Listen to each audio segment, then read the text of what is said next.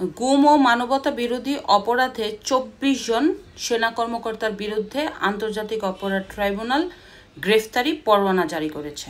এরপর থেকেই আলোচনা এবং সমালোচনা কোন আইনে বিচার হবে তাদের, ফৌজদারি আইনে আন্তর্জাতিক অপরাধ ট্রাইব্যুনালে নাকি সেনা আইনে সেনাবাহিনীর অধীনে বিচার হবে এই সেনা কর্মকর্তাদের।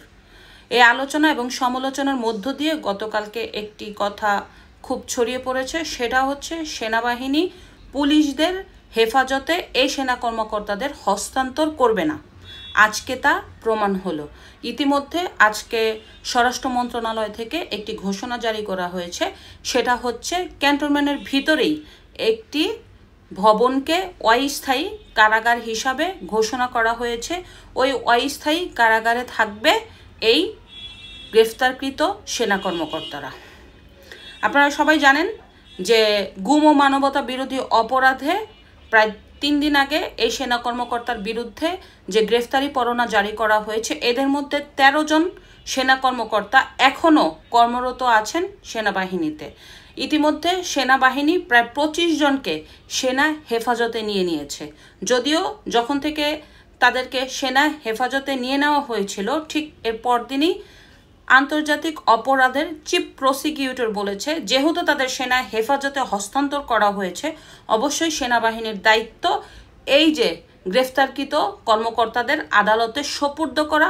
আদালত সিদ্ধান্ত নিবে এই সেনা কর্মকর্তাদের কোথায় রাখবে, পুলিশের কাছে হস্তান্তর করবে নাকি সেনাবাহিনীর কাছে। যদিও সেনাবাহিনী এ ব্যাপারে এখন দ্বিমত পোষণ করেছে, সেনাবাহিনী হয়তোবা আপনার সেনা হেফাজতে রেখে এই সেনাবাহিনীদের ক্যান্টনমেন্টের ভিতরেই যে আদালত আছে সেইখানেই তাদেরকে রাখবে। যখনই আন্তর্জাতিক অপরাধ ট্রাইব্যুনালে তাদের শুনানি হবে, তখন হয়তোবা সেনা হেফাজত থেকেই এই কর্মকর্তাদের অপরাধ ট্রাইব্যুনালে নিয়ে যাওয়া হবে এবং পরবর্তীতে আবার তাদের হেফাজতেই নিয়ে আসবে। তো যেহেতু এটা একটা গুরুত্বপূর্ণ ইস্যু, আন্তর্জাতিক অপরাধ ট্রাইব্যুনালে যদি এই সেনা কর্মকর্তাদের বিচার হয়, এই বিচারটাও কতটা ন্যায়সঙ্গত হবে, এটাও কিন্তু অনেকের মনে প্রশ্ন। ইতিমধ্যে আপনারা জানেন যে 2013 সালে যুদ্ধ অপরাধীদের যখন বিচার করা হয়, এই বিচারে যুদ্ধ অপরাধীদের পক্ষে যে অ্যাডভোকেট লড়েছেন, সেই অ্যাডভোকেট হচ্ছে বর্তমানে আন্তর্জাতিক অপরাধ ট্রাইব্যুনালের চিফ প্রসিকিউটর।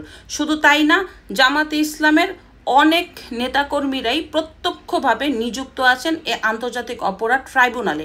সেইখানে এই সেনা কর্মকর্তাদের পক্ষে কতটা ন্যায়সঙ্গত বিচার হবে, এটাও একটা গুরুত্বপূর্ণ ব্যাপার। যদিও আন্তর্জাতিক অপরাধ ট্রাইব্যুনালে যেহেতু বিচারক আছেন, অবশ্যই বিচারকের প্রতি শ্রদ্ধা রেখে, আদালতের প্রতি শ্রদ্ধা রেখে একটা ন্যায় বিচার তারা পাবে, এটাই হতে পারে। তবে শেষ পর্যন্ত হতে পারে আন্তর্জাতিক অপরাধ ট্রাইব্যুনালে তাদেরকে 22 তারিখে যেহেতু এই আসামিদেরকে হাজির করার নির্দেশ দিয়েছে আদালত, 22 তারিখে হয়তো বা সেনা কর্মকর্তার হেফাজত থেকেই তাদেরকে আদালতে নেওয়া হবে। এরপরে আদালতে কি রায় দেয়, এই রায়ের পরে সিদ্ধান্ত আসতে পারে শেষ পর্যন্ত কি হয়। দেখা গেছে এমন হতে পারে আদালত থেকে রায় আসতে পারে যে সেনা হেফাজতে হোক তাদের বিচার, আবার এটা নাও হতে পারে।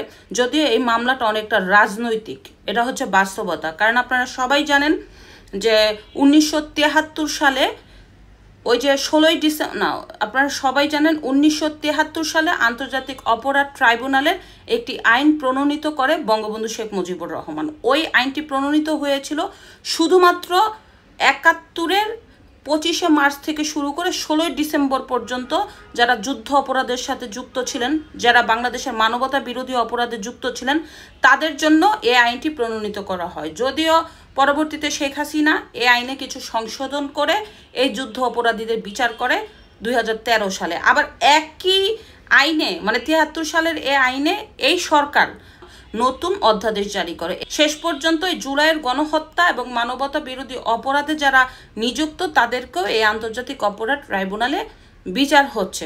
এখন কথা হচ্ছে সেনাবাহিনীর যে এই যে কর্মকর্তা আছে, তাদেরকে মার্শাল আর্ট কোর্টে বিচার হবে নাকি।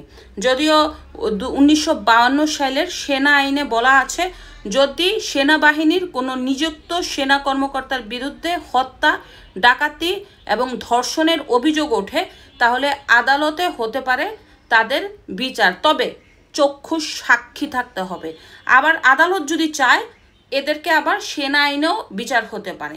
দেখা যাক শেষ পর্যন্ত আদালত কি চায় এবং শেষ পর্যন্ত এদেরকে কোথায় রাখা হয়। তবে মনে হচ্ছে সেনাবাহিনী এই সেনা কর্মকর্তাদের পুলিশের কাছে হস্তান্তর করবে না 22 তারিখের সিদ্ধান্তর আগে। এখন 22 তারিখে আদালত কি সিদ্ধান্ত দেয়, এরপরে হয়তোবা অনেক কিছু হতে পারে।